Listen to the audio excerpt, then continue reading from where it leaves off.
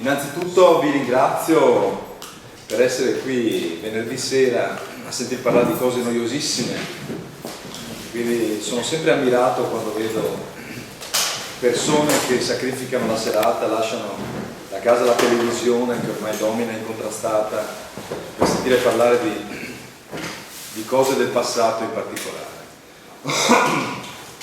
Sono vestito così perché vengo direttamente dal lavoro, speravo di passare per casa a prendere degli appunti delle cose, non è successo, per cui mi vedrei proprio a braccio.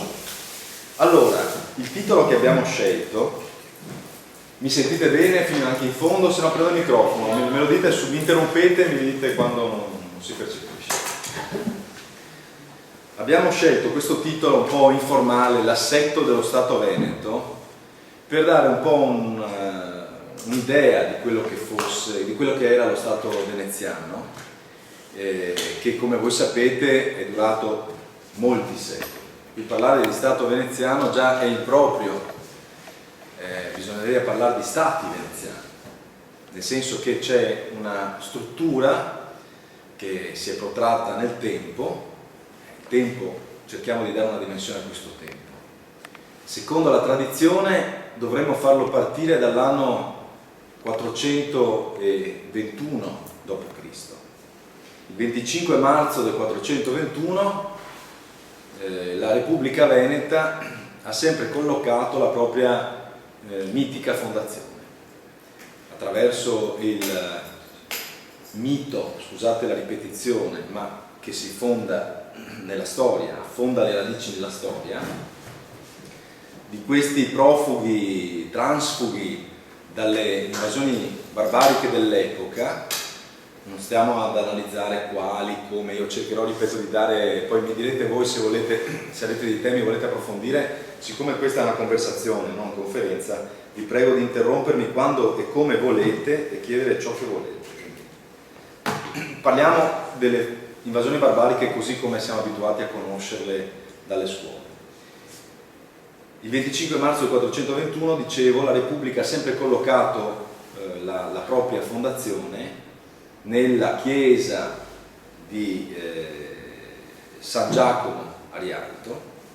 La fondazione di questa chiesa, in mezzo a queste belme, a queste paludi, sarebbe stata l'inizio della civiltà lagunare.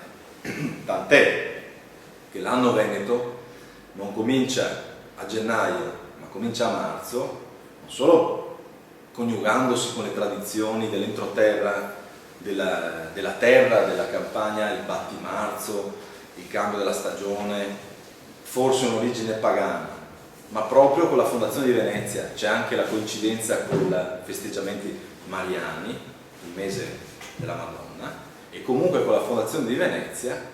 Il 25 marzo viene arretrato al 1° marzo nei documenti della Repubblica Veneta. Il gennaio e il febbraio di ogni anno portavano la data dell'anno precedente. Mi spiego, fino al 28 febbraio dell'altro giorno sarebbe stato per la Repubblica Veneta 28 febbraio 2009 MV More Veneto, secondo il costume veneto. L'anno cominciava il 1° marzo. Quindi voi capite che se guardiamo quella data, il tempo di durata della Repubblica Veneta, che ufficialmente esce dalla storia il 12 maggio del 1797, è un tempo enorme.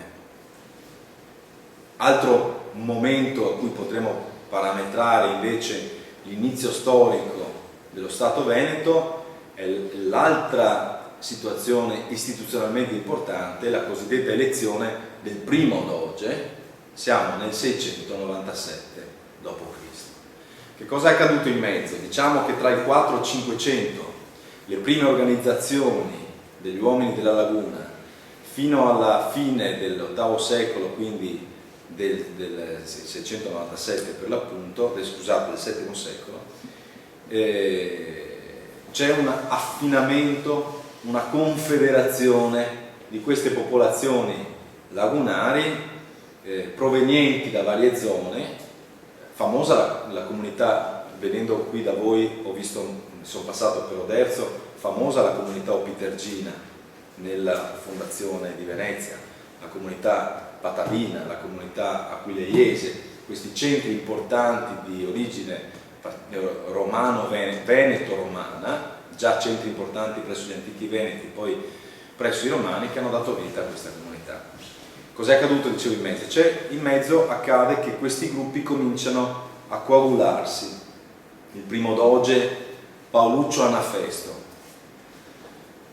collocato tra la storia anch'esso e il mito, nel senso che fosse stato un tribuno, fosse stato un alto magistrato di nomina bizantina, fosse stato effettivamente un primo capo di Stato delle popolazioni venete, fatto sta che la storia, in un modo o in un altro, ci dice che ormai c'è un'identità che si sta forgiando e rendendo sempre più autonoma all'interno di un panorama europeo importante.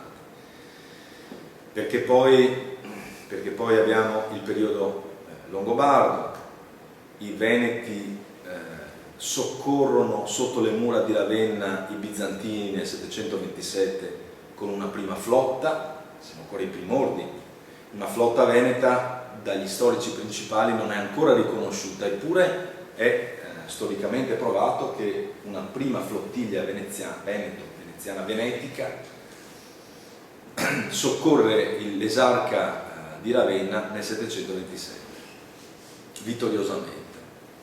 Nell'800 i veneti si ritrovano con le invasioni carolinge, c'è la famosa storia del canale orfano che viene tramandata tra i veneziani, cioè la spedizione di Pipino, uno dei figli di Carlo Magno, a conquistare le lagune che non si sottomettono.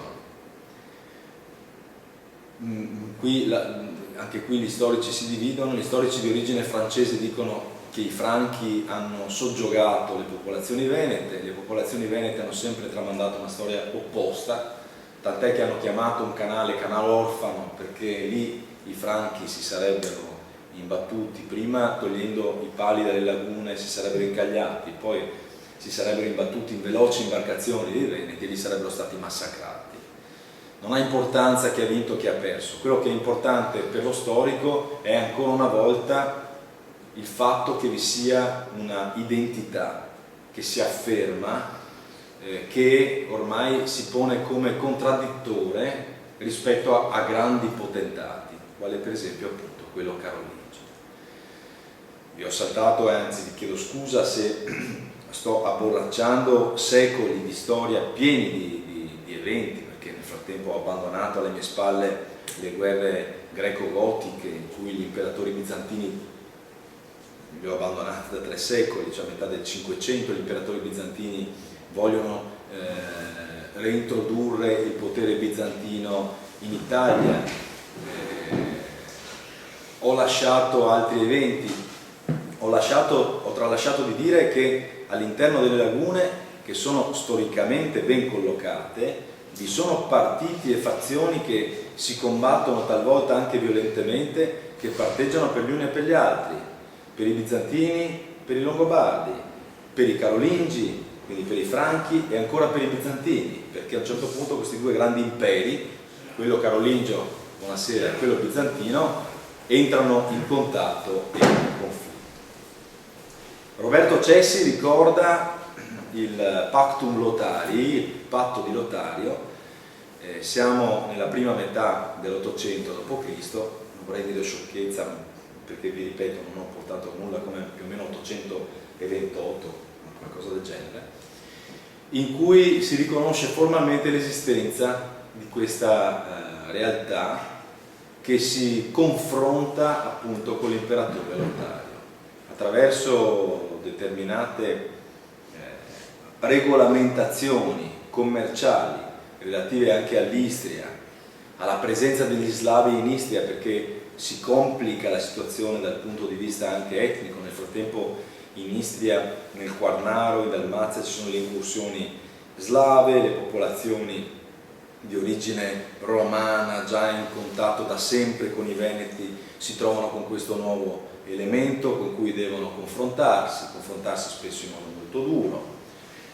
Questo, attenzione, è importantissimo, sto facendo una lunga parentetica, me ne scuso, importantissimo perché dà il via, la stura poi a quella che sarà la lunga storia della cosiddetta dominazione veneta in Istria-Dalmazia, no? Perché queste popolazioni chiameranno a più riprese la flotta veneta in aiuto proprio nei confronti delle popolazioni slave.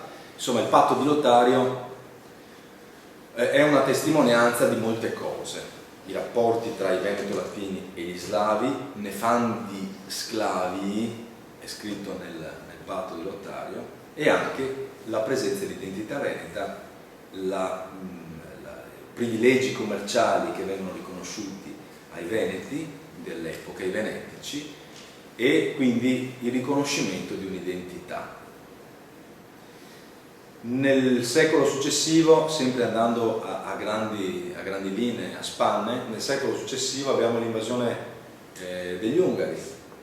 Gli Ungari, anche questi rappresentano una importante tappa nella storia veneziana, lo saranno per secoli in realtà, perché gli Ungari poi diventeranno il regno d'Ungheria e ce li troviamo, con loro ci dobbiamo confrontare fino almeno al 1400, quantomeno nella spartizione, nella contesa relativa alla costa d'Armada. Gli Ungari però del Novecento non sono quelli del 1400, sono una popolazione molto dura, hanno un intervento militare molto forte, pesante, paragonabile a quelle che noi brutalmente definiamo invasioni barbariche. Pensate che a metà dell'Ottocento, mi pare sia ancora a metà, quindi gli anni 50 dell'Ottocento, del 1800 intendo, quindi sotto il dominio austriaco, Venezia sotto il dominio austriaco, esisteva ancora un campanile che viene abbattuto in quegli anni, l'unico al mondo, ahimè non c'era sensibilità storico-architettonica, a pianta pentagonale, il campanile di San Paterniano, dal quale si diceva che i veneziani avessero visto i fuochi dell'invasione ungara, quindi della metà del Novecento. No?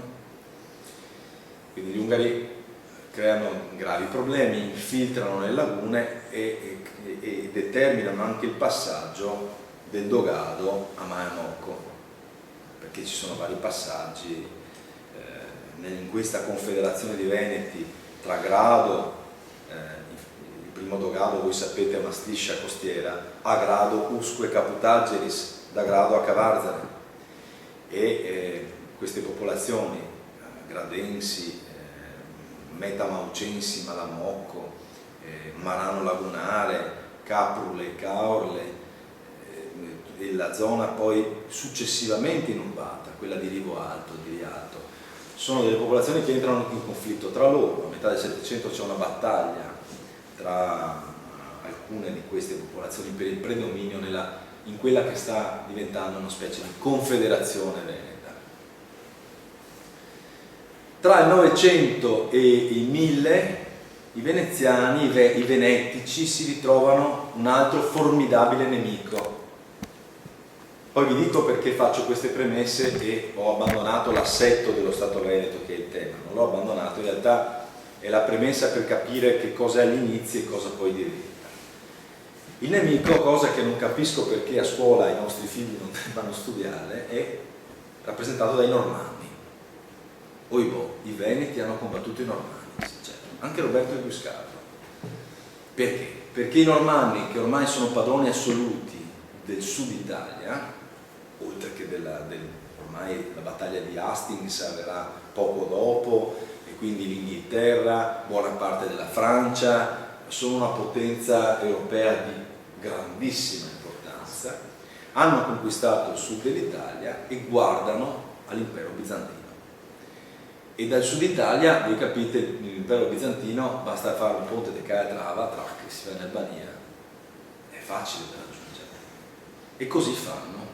I Normanni, sono sempre un po', vi chiedo scusa, approssimativo, siamo nella seconda metà del Novecento, cominciano ad attaccare le coste albanesi, all'epoca bizantine, e puntano verso il cuore dell'impero albanese.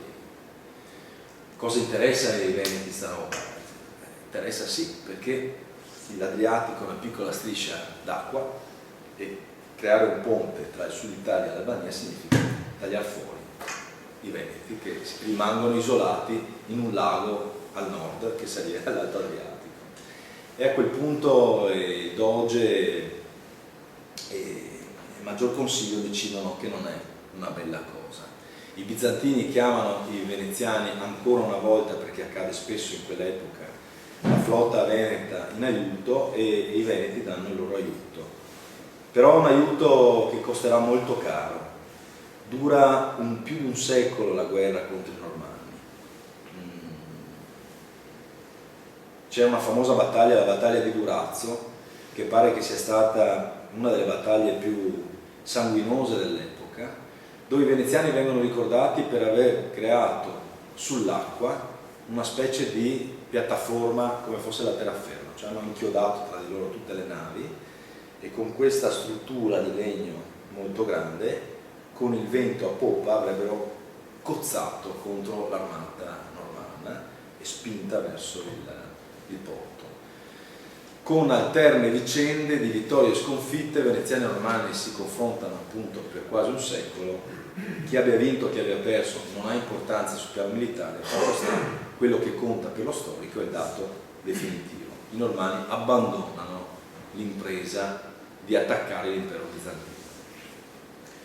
Normanni fetentissima sterco ramundi, normanni uomini da nulla, fetentissima, posso dirlo, merda del mondo, perché questo era il senso, sterco ramundi era proprio questo. All'epoca il linguaggio era molto, molto crudo, molto chiaro.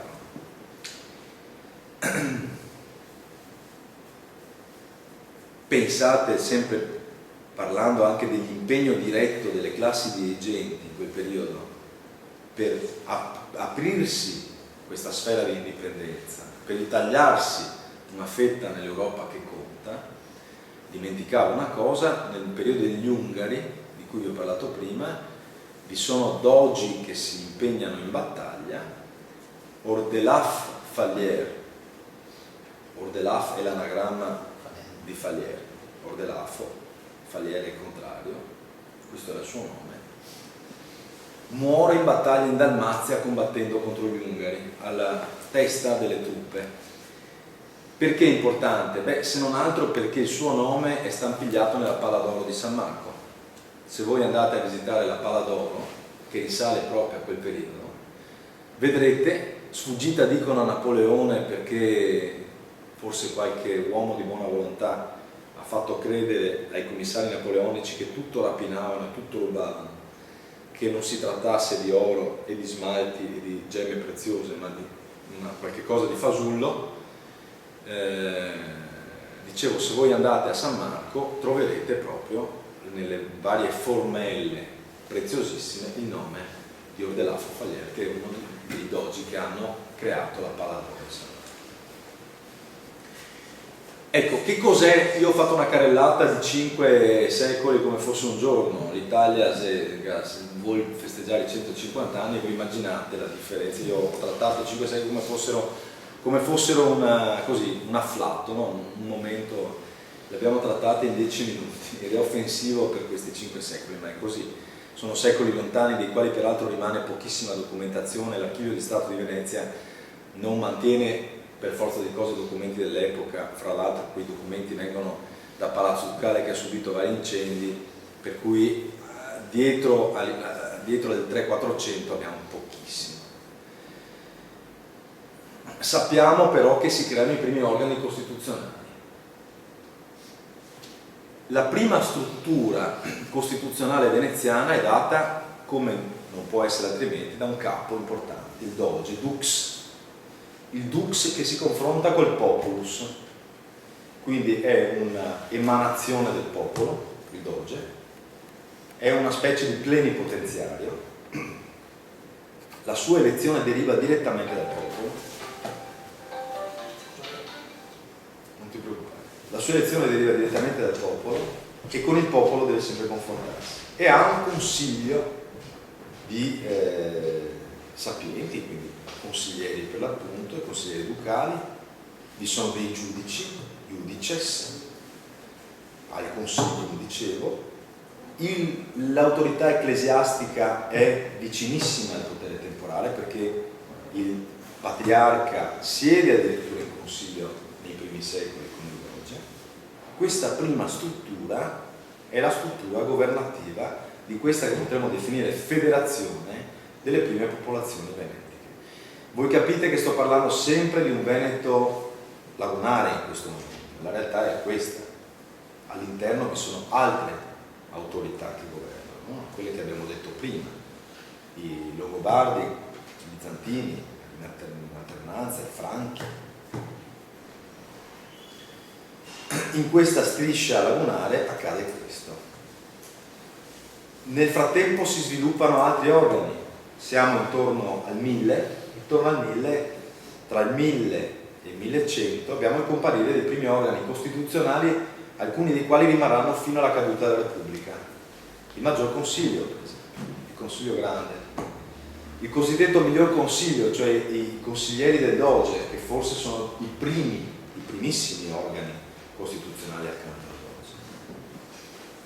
Ed è il momento del dogado vero e proprio, il ducato, dux venetiarum, dux et populus. Nelle prime monete voi vedete questo binomio. Quindi è un momento di transizione in cui il potere del doge è molto forte, tant'è che nei secoli prima del 1000 le fazioni sono molto bellicose, alcuni dogi non muoiono sul proprio letto di morte naturale. Et evulserunt eius oculos è una frase che ritorna, cioè gli tolsero gli occhi dalle orbite, perché ci facevano prigionieri. Le pene all'epoca erano di derivazione bizantina, le sanzioni penali, e i bizantini non scherzavano in materia di pene, di tortura e di cose di questo tipo.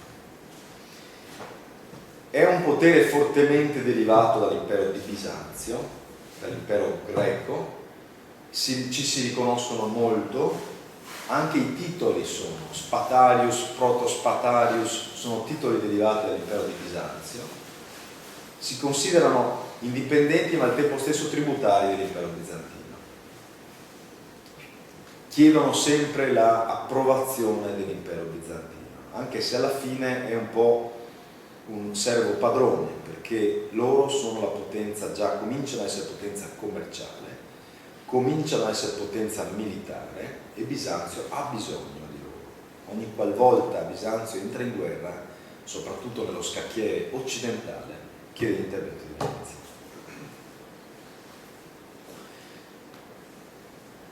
C'è una bellissima descrizione della elezione di un doge che si chiamava Silvestro Valier. No, non è Silvestro Valier, poi ve lo dico dopo. Che descrive appunto con un'immagine quasi pittorica tutto il populus venetiarum radunato dove? In acqua naturalmente, sulle barche, che elegge questo doge, e quando viene eletto a conclamazione popolare batte i remi sull'acqua per festeggiare. Questo era il clima della Venezia. Sto pensando al nome perché mi farà bene ricordarlo, ma insomma mi verrà in mente. Questa struttura è destinata ad evolversi. Anche qui corro molto, ma voglio dare un'idea dinamica della storia veneta. Il doge, uno dei processi più importanti è l'esautoramento del doge. Il doge perderà sempre più poteri. A favore di che cosa? A favore di una gestione del potere più collegiale, quindi un numero molto più grande di persone che contano, come tutti gli stati, in tutte le società del mondo, e diventerà una sorta di massimo rappresentante. Per fare la lunga carrellata, in età moderna, per età moderna intendiamo dal 300-400 fino alla caduta della Repubblica, Doge non conta più nulla, conta come personalità di riferimento, viene definito rex in consiglio, captivus in patria, cioè re nel consiglio ma prigioniero in patria. Poteri proprio quasi non ne ha più, anche se presiede tutti i consigli, è una figura carismatica, rappresenta un po' come il Presidente della Repubblica attuale lo Stato, la maestà dello Stato, ma poteri effettivi non è. Quindi voi dovete vedere questo lungo arco di tempo in questa dimensione. Il doge prima è una specie di gran signore e poi diventa una figura rappresentativa. Per far questo si sviluppano organi intermedi, ripeto, il maggior consiglio, il minor consiglio sono tra i primi, e la quarantia, detta così perché comincia con 40 persone ed è un organo politico giudiziario. Poi la quarantia si svilupperà nel tempo, diventerà quarantia civile per le cause civili, quarantia vecchia, quarantia nuova, quarantia criminale per le cause penali, lasciamo stare.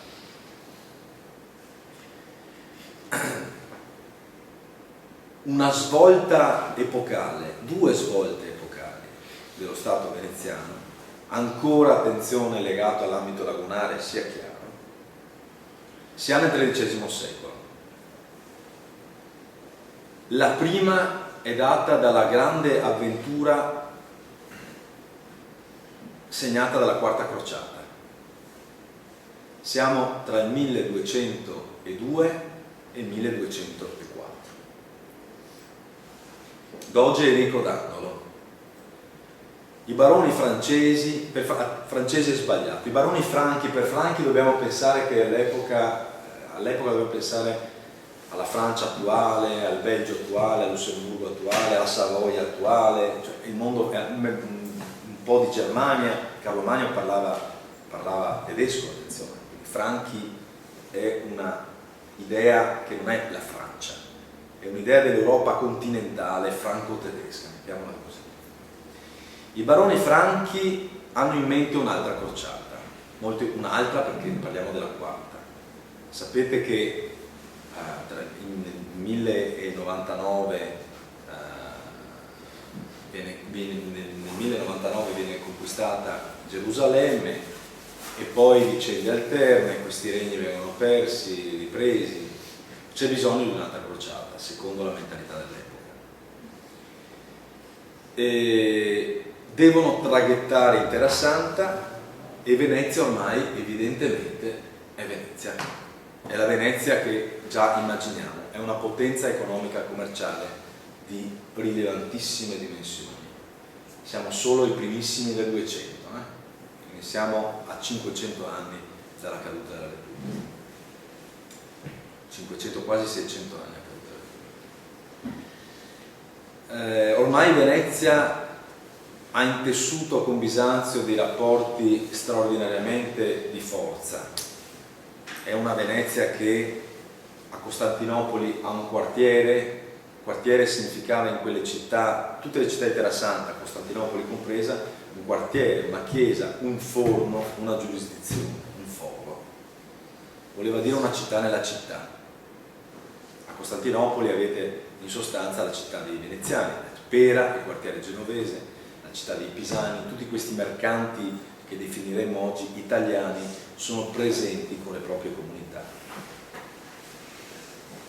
Ci sono stati episodi poco simpatici, alla fine del 1100 c'è stato un editto anti-veneziano a favore dei genovesi, i veneziani sono stati inseguiti per le strade, rapinati, alcuni assassinati. Si dice che il doge Enrico Dandolo fosse quasi cieco proprio in relazione a questa decisione dell'imperatore d'Oriente di creare una specie di scomunica in un certo momento, mi pare 1196, 1176-77 nei confronti dei veneziani, e che quindi covasse un grande rancore nei confronti dell'impero bizantino. Fatto sta che questi baroni si recano a Venezia, siamo intorno al 1201-1202, per contrattare, 1200-1201, per contrattare le condizioni per avere una flotta per traghettare in Terra Santa.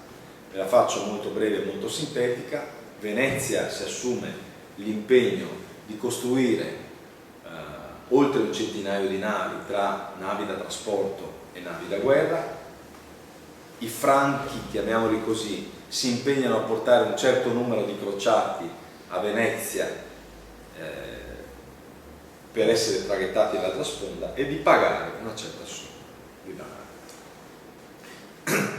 nel momento pattuito Venezia ha preparato la flotta, i franchi invece arrivano in un numero molto ridimensionato rispetto a quello che avevano promesso, e i soldi non ci sono nella quantità che era stata pattuita. Allora, per farla sempre molto brevissima, Venezia che fa? Dice: va bene, innanzitutto è un'avventura nella quale voi pensate che spirito diverso da oggi, per noi inconcepibile, è un'avventura nella quale una città intera si butta pienamente, tutti gli strati sociali, tutta la popolazione. I maschi vengono sorteggiati e si sottopongono a questo sorteggio, non è che sia un decreto nazista. La comunità veneziana decide di sorteggiare i maschi, uno sì, uno no, uno sì, uno no, partirà per la crociata. Quindi voi immaginate una popolazione per cui elemento maschile al 50% parte per un'avventura di cui non si conosce l'esito. Non è già gli aerei, non è già i telefonini, non è già niente. Si partiva con una vita media che sarà stata 30 anni, si partiva e non si sapeva dove si andava, quando si tornava. Si partiva per partire, per commerciare, per creare fortuna alla propria famiglia e alla comunità di appartenenza. Venezia pronta la flotta, i franchi non hanno i soldi, allora Venezia dice questo: va bene, Zara si è ribellata al nostro dominio, andiamo a prendere Zara. I franchi titubanti, si consiglia, decidono di accettare. Arriva anche la scomunica del Papa per questa ragione, perché Zara è una città cristiana, non importa. Nel 1200, alla fine circa del 1202, la flotta veneta con i franchi assedia Zara e la riprende al dominio veneziano. Lì arriva la scomunica del Papa, quando sono a Zara. Alcuni crociati abbandoneranno l'impresa proprio per questa ragione. Quando sono a Zara arriva il figlio dell'imperatore, che è stato spodestato, tale Alessio, che dice: signori veneziani, signori franchi, io vi chiedo in nome di Dio, in nome del legittimo impero che rappresento, di rimettermi sul trono, di rimettere mio padre sul trono che ci spetta e di cacciare l'usurpatore. Sì, no, sì, no, sì, no, sì. Partono verso Costantinopoli. La crociata ha perso completamente il proprio obiettivo. Gerusalemme, la Terra Santa si perdono per strada. L'idea è quella di andarci dopo, non ci arriveranno mai. Arrivano a Costantinopoli. Nel 1204 la flotta veneta sbarca i crociati, assedia Costantinopoli dalla parte di mare, i crociati la assediano dalla parte di terra. L'usurpato viene rimesso, questo Alessio, sul trono legittimo, però Alessio aveva promesso tanti soldi.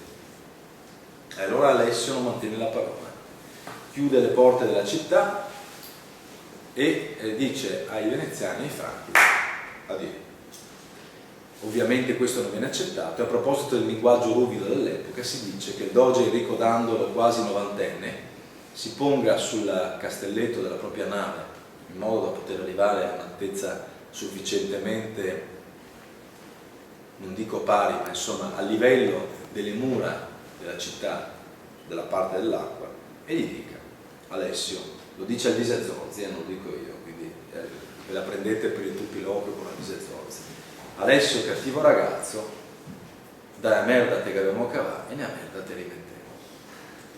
Perché era un giovane Alessio, questo imperatore Alessio. Ed effettivamente la città viene nuovamente assaltata, è il secondo assalto della città, e questo, bisogna dire, è particolarmente devastante. I greci non ce lo perdoneranno mai.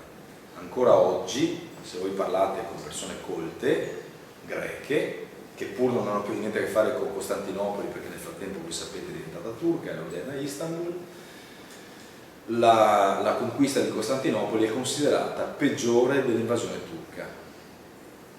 Ci fu effettivamente il sacco della città da parte soprattutto dei franchi, ma non importa. Cosa accade? Nasce l'impero latino d'Oriente, che durerà fino agli anni 60 del 200, e cioè Baldovino di Fiandra e Bonifacio di Monferrato. Mi pare che l'imperatore, ma mi pare, vi chiedo scusa se mi sbaglio, mi pare che l'imperatore sia eletto proprio, Baldovino di Fiandra. Se fosse Bonifacio da Monferrato vi chiedo scusa.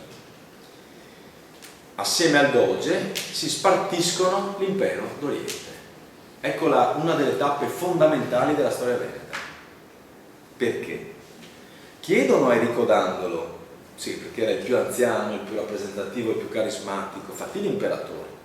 Enrico Dandolo, che se vecchio non semona, dice no. Perché? Venezia era diventata una potenza marittima, ma per mantenere il controllo dei territori dell'impero bizantino quello era tutt'altro affare. Confinavano con decine, centinaia di popolazioni bellicose, di tutte le razze, di tutte le religioni, che già attaccavano l'impero bizantino da secoli e lo avrebbero fatto fino a sopraffarlo a metà del 400.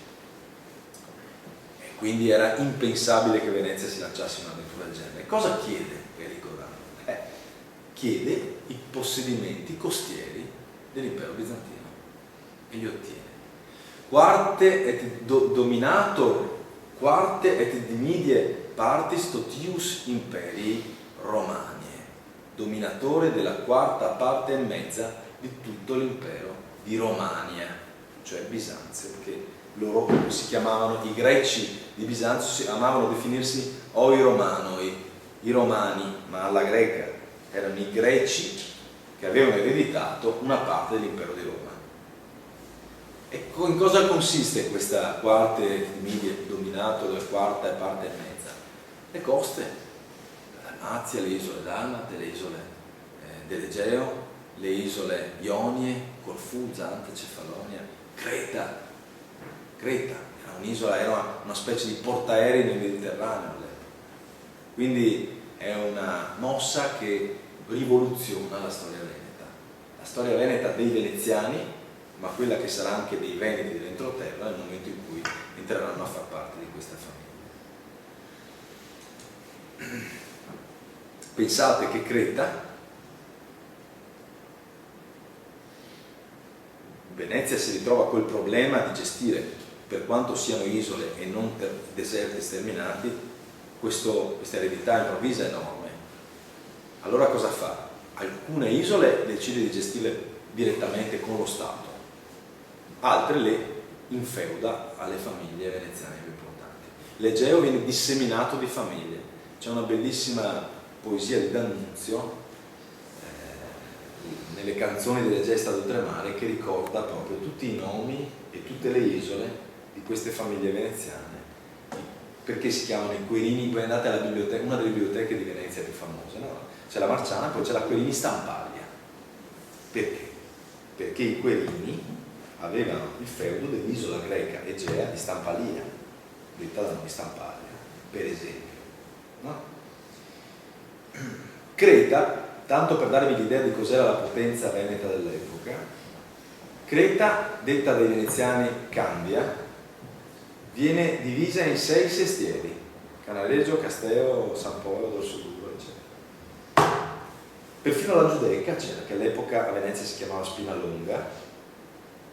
C'è un'isola a Creta che tutt'oggi si chiama Spinalonga, i greci chiamano Spinalonga, che ha una fortificazione che rimase veneziana per un lunghissimo tempo, quindi si trova a questa storia, e ancora oggi si chiama Spinalonga. A Creta c'era un doge, un consiglio maggiore e un consiglio minore, ad imitazione della Vaticana. Talmente ad imitazione che il secolo dopo Creta vedrà delle rivolte di veneziani grecizzati che, come le colonie americane, si rivoltano alla madre patria, solo che sarà repressa nel sangue, ma questa è un'altra storia. Allora, questa parte, questa grande rivoluzione della struttura imperiale di Cezozzi a questo punto di Venezia ne modifica ovviamente anche l'assetto statale. Dal ducato arriviamo al comune di Venezia, communis veneciano. Quindi il doge, ripeto, lascia sempre più potere a favore di organi collegiali. I veneti ancora oggi mantengono un po' questa caratteristica, questa collegialità, questo discutere assieme le cose, questo creare organi in cui si decide a maggioranza la situazione che si deve decidere. Questa democraticità che mi permetto di dire un po' abbiamo nel sangue, non viene da democrazie recenti, viene da lontano.